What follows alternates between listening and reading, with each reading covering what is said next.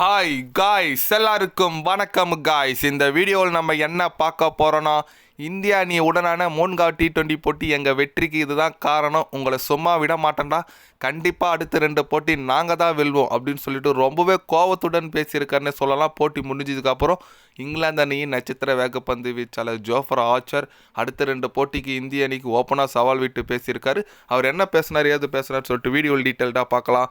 அதுக்கு முன்னே நீங்கள் நம்ம சேனலுக்கு புதுசாக வந்திருந்தீங்கன்னா ஒரே ஒரு சப்ஸ்கிரைப் மட்டும் பண்ணிவிட்டு வாங்க, வீடியோக்குள்ளே போகலாம். ஆமாங்க, ஜோஃப்ரா ஆர்ச்சர் அவர் என்ன சொன்னாருன்னு கேட்டிங்கன்னா, இந்திய அணி ஒன்றும் அவ்வளோ பெரிய அணிலாம் கிடையாதுங்க, நாங்கள் அவங்க நாட்டில் வந்து விளையாடுறோம் அவ்வளோதான், அது மற்றபடி இந்தியா தான் பெரிய அணி, நாங்கள் சின்ன அணிலாம் கிடையாது. கண்டிப்பாக நாங்கள் நல்ல ஒரு மொமெண்டம் வந்திருக்கு தேர்ட் T20 போட்டியில். அடுத்த 2 T20 போட்டி நாங்கள் வெற்றி பெற்று கட்டாயம் இந்த சீரீஸை வெல்லுவோம். அது மட்டும் இல்லாமல் இந்திய அணியோட வீக்னஸ் தெரிஞ்சிச்சு, அவங்களோட பேட்டிங் தான். குரூஷியலாக விக்கெட் எடுத்துட்டா கண்டிப்பாக அவங்க திணற ஆரம்பிச்சிடறாங்க, அதுக்கப்புறம் லாஸ்ட்டில் அடிக்கிறதுக்கு ஆள் கிடையாது.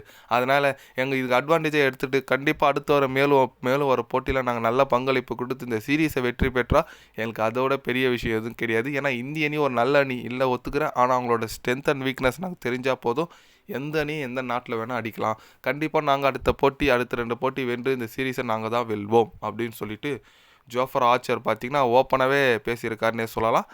எஸ், அவர் சொல்கிறது கரெக்டுங்க, வீக்னஸ் தெரிஞ்சிச்சுன்னு தான் சொன்னோம். ஏன்னா பேட்டிங் நம்ம அபிஷேக் சர்மா, திலக் வர்மா தவிர வேறு யாருமே சொல்கிற மாதிரி ஆள், அவங்க 2 பேர் அடித்தா மட்டும்தான் வின் ஆகிற மாரி இருக்குது நிலைமை. சூரியகுமார் யாதவ் ரொம்ப நம்பிட்டு இருந்தாங்க எல்லாருமே, நம்ம சூரியகுமார் யாதவ் அடிப்பார், அப்புறம் நம்ம லாஸ்ட்டில் ஃபினிஷிங்கில் ஹர்திக் பாண்டியா அடிப்பார், பேட்டிங் டெப்த் 8 பேர் இருக்காங்க அப்படி இப்படின்னு பேசணும்.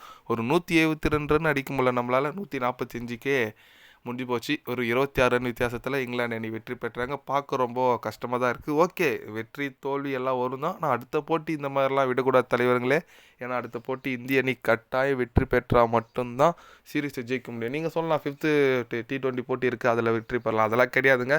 ஏன்னா ஃபைனல் லாஸ்ட் அந்த எப்படி சொல்கிறது 2-2 இருக்கும்போது லாஸ்ட்டாக ஜெயிக்கணும் போது சில பல ப்ரெஷர்கள் வரும், இந்திய அணிக்கு தேவையில்லாத நேரத்துக்கு 4th T20 போட்டி வெற்றி பெற்ற அழகாக சீரீஸை ஜெயிச்சுட்டு 5th T20 போட்டு ஒரு ஃப்ரீயாக விளையாட்டு போகலாம், பார்க்கலாம். ஆனால் நம்ம தமிழகத்தை சேர்ந்த வருண் சக்கரவர்த்தி ரொம்ப கஷ்டப்பட்டாருங்க. 5 விக்கெட் எடுத்திருக்காருங்க. 5 ஃபார் சவுத் ஆஃப்ரிக்காவில் ஒரு 5 விக்கெட்டு, இங்கே ஒரு 5 விக்கெட்டு, தலைவன் 5 விக்கெட்டை எடுத்து தள்ளுறாரு. இது வரைக்கும் எந்த ஒரு T20 பவுலரும் 2 வாட்டி 5 விக்கெட் எடுக்கலை.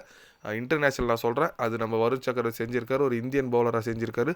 பார்க்க மகிழ்ச்சியாக இருக்குது. பட் அவர் பட்ட கஷ்டம் வீணாடிச்சின்னு சொல்லலாம். ஏன்னா ஒரு மனுஷன் இவ்வளோ கஷ்டப்பட்டு தோக்கும்போது அவருக்கு பர்சனலாக கொஞ்சம் வருத்தங்கள் இருக்கும். என்ன பண்ணுறது, முடிஞ்சு போச்சு, பார்க்கலாம் அடுத்த போட்டியில் எதனா கம்பேக் கொடுக்குறாங்களா சொல்லிட்டு.